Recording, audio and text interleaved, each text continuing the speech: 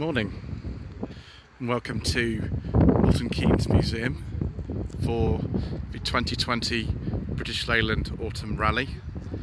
I somehow managed to sneak myself into the 200 and 400 Owners Club section. I don't quite know why, someone just directed me there. Don't hate me, my car's also filthy. So when we come to walk past it, I should be going very quickly. The BL Autumn Rally is likely to be the last show that I will attend this year, and I apologise if we have any wind noise, if I get any facts wrong, if I fall over, if I get interrupted by announcemements or anything else terrible happens. This is the nature of the Slightly Shambolic Shuffles, and they're not actually even edited, so that's just what happens. Straight away, wow, look at all these marinas and Itals. We've got more Itals here actually than were at the BMC and Leyland show at Gaydon earlier this month. We've got absolutely loads of these things. Well, Marina Turbo, 72, 73. Very, very late Ital on an A plate. 1.7 LX, it'll be 83, 84. And RW suggests it might even be an Austin Rover fleet car. Another 1.7 SLX here. The condition of this is absolutely amazing. Look at this. Very typical early 80s colour as well. Wow. Itals are really, really rare. They're actually rarer than Marinas. They didn't make them for as long. Look at that engine. Beautiful, beautiful O series. So this is an 82, and it is really, really nice. The information sheet on this car says there are only 25 Itals left. Very, very rare car. Here's a later Marina. Again, look at that engine. So, so clean. It's much earlier Marina here. Marina Coupe. Lovely wheels on that, very nice. It's a standard 1.3, but the condition of that is amazing. You know, a lot of these cars we're going to see at the show today were not known for being particularly resistant to corrosion, so the fact that so many of them here is astounding. This will be a late registration if it's on a J plate. That's just a Metro that didn't have a maker's name until it came into the sort of big Rover Metro facelift in the 1990s. This is just a Metro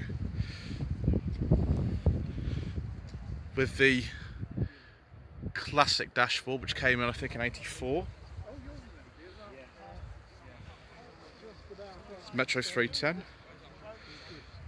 I think some of these cars you're likely to have seen in some of the previous videos that were done earlier this month. We have a later MG Metro and an earlier one together. Then a Metro, is that a GTA? It might even be a GTI. Oh no, just having a look at your beautiful, beautiful GTI Metro. Red seat belts and everything, beautiful interior, fantastic. Oh, is that a Princess? It is a Vanden Plas Princess. 65. I can never remember what series this would have been. I think this is it's a 4 litre R.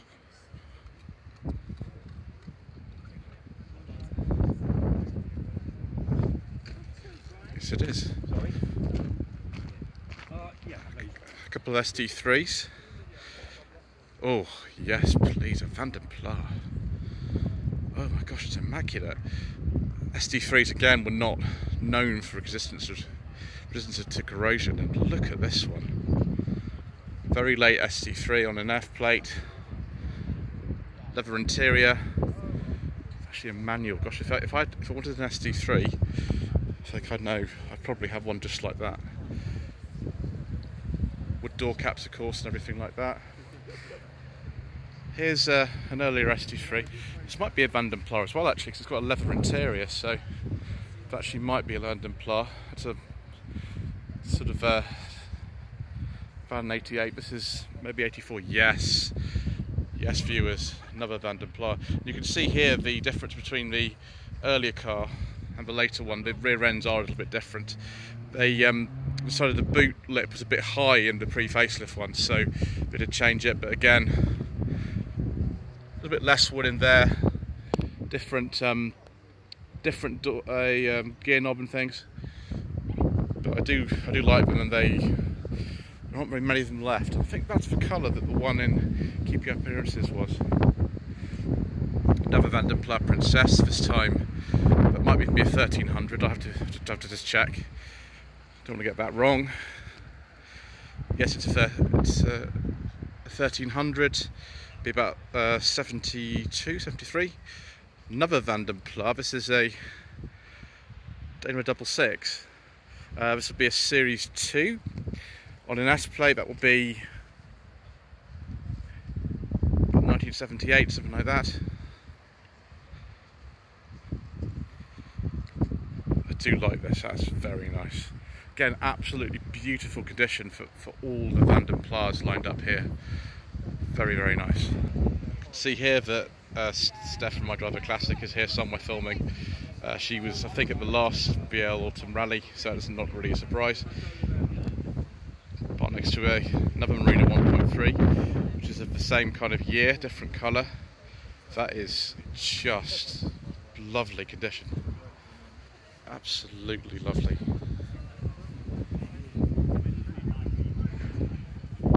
Steph goes all over the country in this car, does filming. I think that's quite an achievement. Just keeps it running as a daily one. This is a Marina Super Coupe, a bit later than the other two we've seen.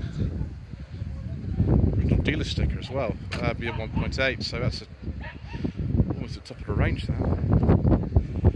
Tal van, MGB road style wheels. Let's take a look at some 8016s. Is that an Austin 1300 GT? Yes, it is. I'm getting better, aren't I, viewers? Just take a look at that. Take a look at the steering wheel here. It says GT on it. Morris 1300. Let's take a look at the well, invariably a very, very nice engine. Oh yes, it's beautiful. Lovely. Both of these on an H, be about 1970. There we go, tax discs to that as well. This is Morris 1100. It's a bit of a earlier one. I think this is a Mark 1 actually. It's on a 66 plate. I'm not sure that's the original steering wheel. I could be wrong about that.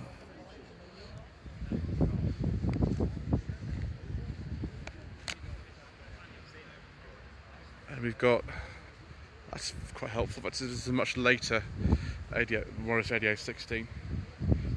It's a two-door. Yes, number 1300. With an optional reheated window. Find myself again on the 200 400s. 25 GTI, that's an X-plate, it'd be 2000. This is an ancestor to things like the MG-ZR. Same sort of engine in this.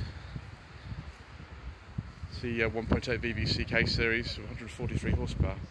Here's a really, really late ST3. 1.6 EFI engine, another Vanden Plas.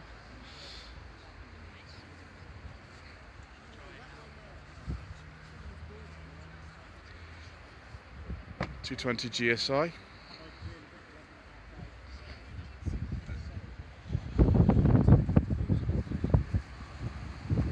Similar engine to the one that Mr. Richardson has in his 220 Coupe. You can see that car obviously on the Furious Driving channel, and also I did a review of it last year. I do like Tomcats, and I do like R8s. I've had 2 of them myself. Rover street-wise, you do see quite a few of these actually still. They're not the least common cars of the MG Rover era. It's funny, it actually says phoenixcars.com. That's ironic, isn't it? 2004 Five Frost Red, it's a very nice colour. It's a 99 brake horsepower 2 litre L series diesel with parking sensors. I do like MG Rover cars with parking sensors. That's probably why I've got ones on mine too. So this, a 216 GTI. Certainly looks like it.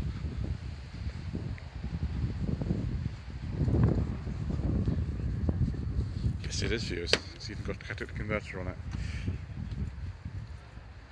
Lovely early R8 here. A later one as well. This looks like a 214 SEI with those seats as well. 2-tone paintwork. This was like a special edition towards the end of production of the 5-door R8. Yep, 214 SEI. Yes, well, I'm here, but I had a problem with the car in terms of I was gonna clean it, and I did stop on the way at a place to just get it in a clean wash, and the place was broken, so I had to just keep going. The car's a bit filthy. Sorry if you saw my car the other day. It's filthy, and I'm not going to be ashamed, but I'm just a bit disappointed with that. Never mind. Here's a nice 400 in what is one of my favourite Rover colours. I used to have a 416 SLI automatic saloon from 1996 in this colour. This is a slightly later one. It's just got the 400 badge on the back, so it'll be a little bit later. This is about 1998. Lovely 200 BRM. A standard R3 200, but a late one if it's on the V plate. There's actually a review I'm going to do of one of these. Not this particular car, but one of these will be coming up on the channel soon. I do like the colour of that. That's really rather nice. I'm sure some of these BRMs here were around when I did the last Shambolic Shuffle at the BMC Leyland show. Just a crazy sort of special edition. I do really like this sort of colour combination. The interior is pretty nice as well. Never remember exactly what wheels these came with. Probably these ones actually. Yeah, there we go, BRM wheels. You can put a lot of different wheels onto an R3 or an HHR or an R8. You can swap all the wheels between them, and obviously the contemporary Honda Civics as well, should you wish to do that. Ooh. Oh, very nice. Very, very nice. This is a 420 Tourer, isn't it? I think I know this car. It's probably appeared on a couple of channels, this one. Now this is what my last R8 could have looked like had I, cleaned it up and painted it. Mine was a 216 SLI Auto, this is a 214 SLI manual, but externally the two cars looked exactly the same. And there's the interior, which of course is very similar, apart from, of course, the manual gearbox. Underneath, of course, the engine is completely different, but that is rather nice. A lot of people taking photographs of this amazing 402,000 mile Rover 216 that was traded into a Mazda dealership, I believe somewhere in the Midlands recently. One owner from New, in the same family. And they were going to just scrap it. It came in as a trade, I think, against a new Mazda 2, but it's here, and I am very glad to see that. Another lovely SD3.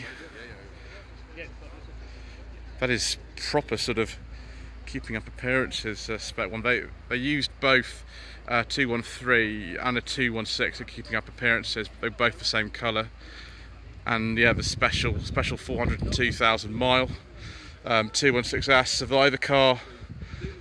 It's had a few bits of paintwork in the past and everything, but who cares? It's fantastic.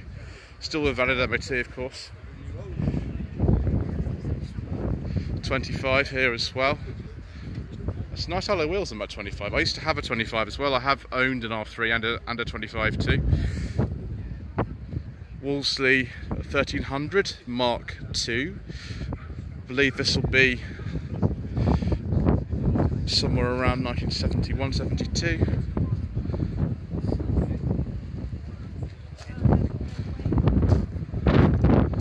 Slightly earlier one, 68, 69.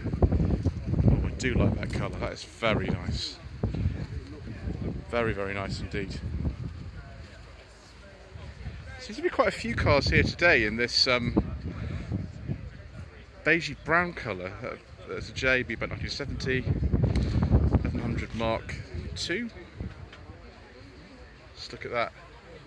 It's a Gonus designed steering wheel. Or maybe he didn't do it, maybe someone else did it. But it looks very kind of typical of things like the Landcrab and the Mini as well. The Morris 1100 or 1300 Mark II. It's a much earlier Wolseley, the 016.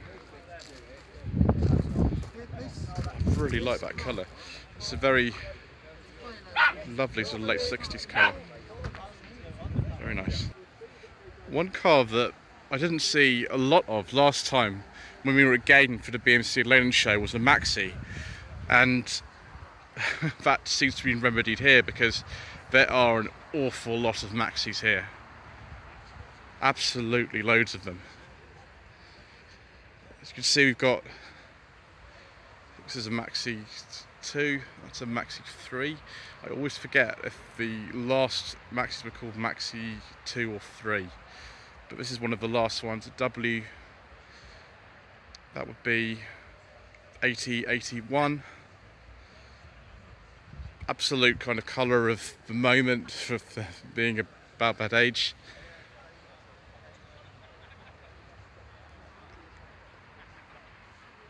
One thing I love about Maxis is how space efficient they are. They're about the same size as a Peugeot 207, and yet they are a lot more space efficient than one of those. Maxi 2, the late Leicester ones are called, although there were a lot of revisions between the sort of 69 to 70 Maxi and the later ones like this one. Again, a lovely period colour. Really, really shiny. Someone's done a lot of work on this to make it look as good as that. This must be a really, really... But two very late examples of the pre-facelift Maxi before we put up Maxi 2. Again, just lovely sort of bright colours that stand out, whereas we tend to favour these days more monochrome shades.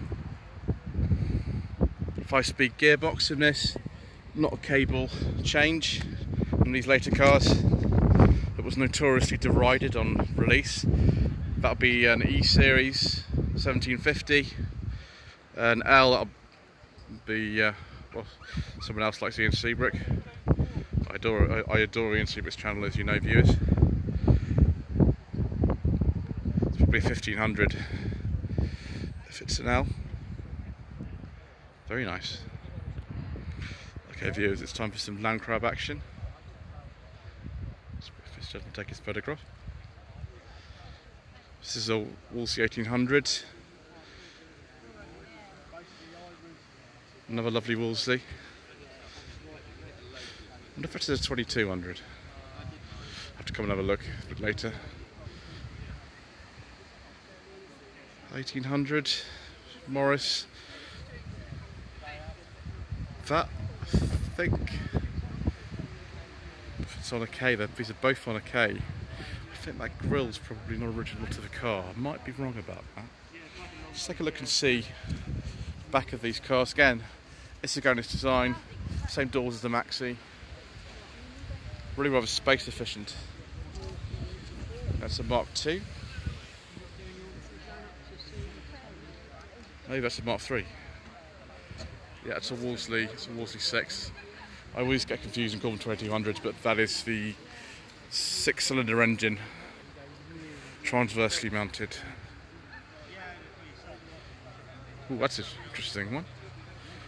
Wow, that looks pretty racy. I wonder if that's been modified years. That's a really late Landcrab. Morris 2200 in a beautiful colour. If that's on an end, that'll be last year of production to the Landcrab before they brought in the Princess style Austin, Morris and Wolseley variants. That's pretty nice. Again, I don't remember seeing an awful lot of Allegros when I was at the BMC Leyland show. But here is a lovely 79 Allegro 1.3. This would be the Allegro 3, I think these were called. It's the final facelift before it was replaced by the Maestro. This time I'm actually right. Allegro 3. Before that, this is the Allegro 2. Again, it's about 1978, one of these. 1300 Super. A-series engine, but of course you also could get an E-series engine in Allegro. With this A-series version, look how much room there is in here to work on the car. Isn't that extraordinary? Huge engine bay. See, to take engines up to 1.75 litres. Another Allegro about the same era.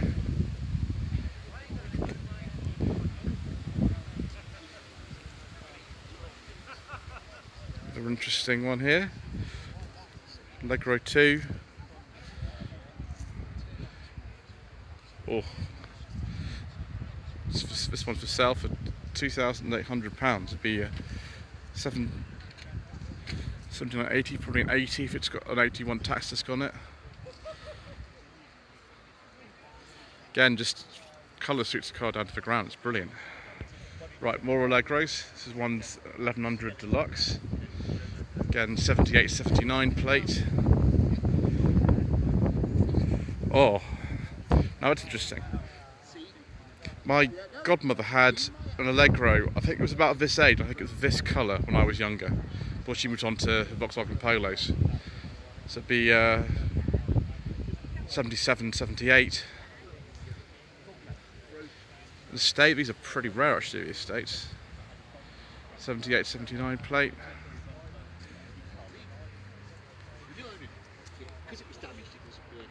No Cortex steering wheel today because it's not a very early car. Oh, that is lovely. Look at the condition of this. Wow. To think sort of a long time these cars were absolutely worthless. Someone's really scrubbed this one up. It's a 5-speed gearbox as well in this one. Allegro 3 1.5 HL. There's 8182 plate. Another Allegro 3, this is only a 1.3 HL. This one's a 1300 Super. I think this is probably Allegro 1, Allegro 2. I'm not entirely sure, viewers. And there we are. Okay, viewers.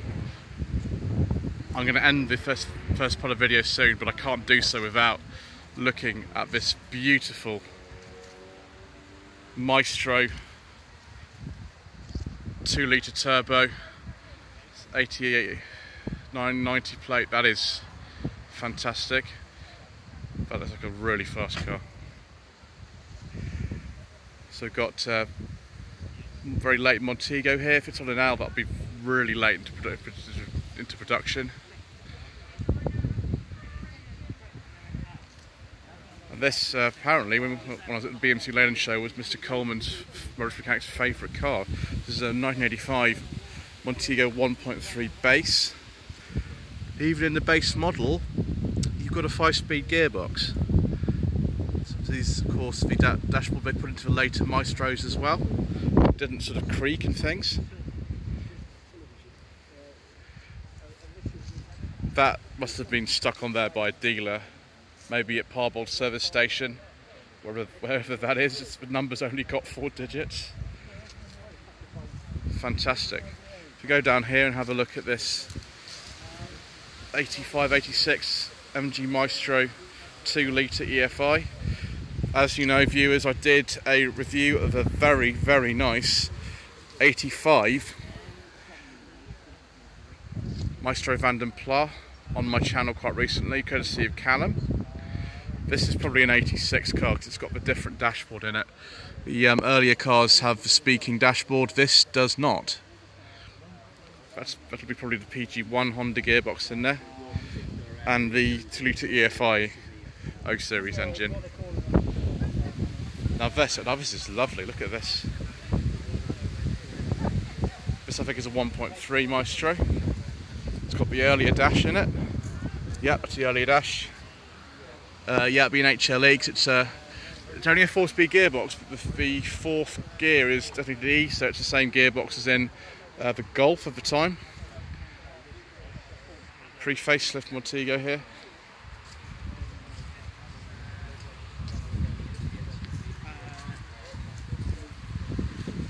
It's very lovely.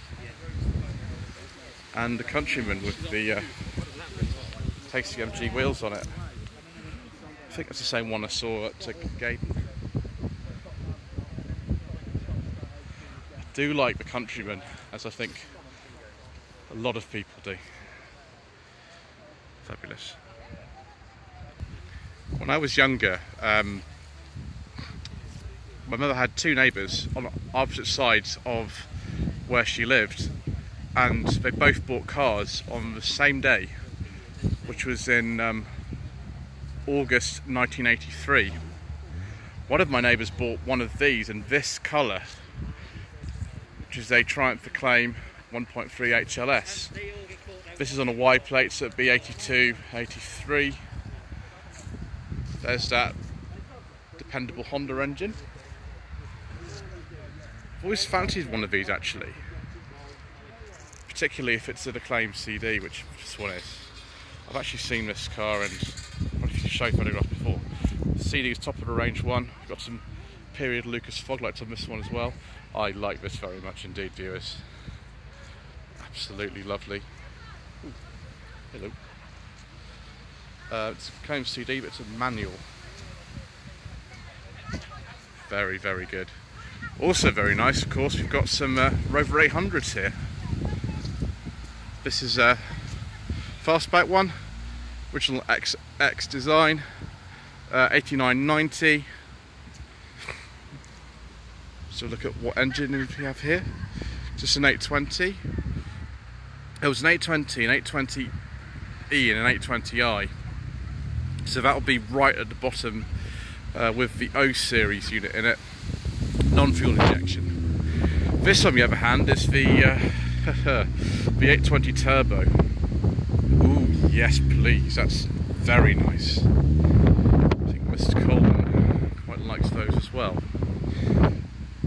By contrast here we've got a KV6 engine Sterling with a T-plate. This would be probably a 99 car. I do like this colour, this sort of grey shade, automatic. Very lovely indeed. And we've got this late pre-facelift car here.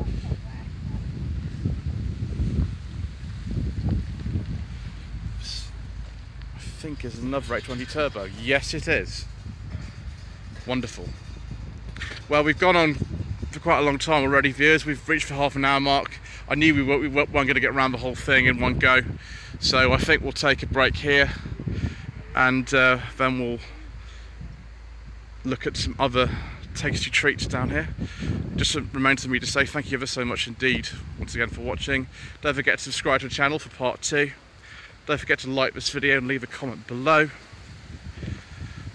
My Instagram page is instagram.com/Lloyd_vehicle_consulting, and also we have Facebook, facebook.com/Lloyd Vehicle Consulting. Thank you.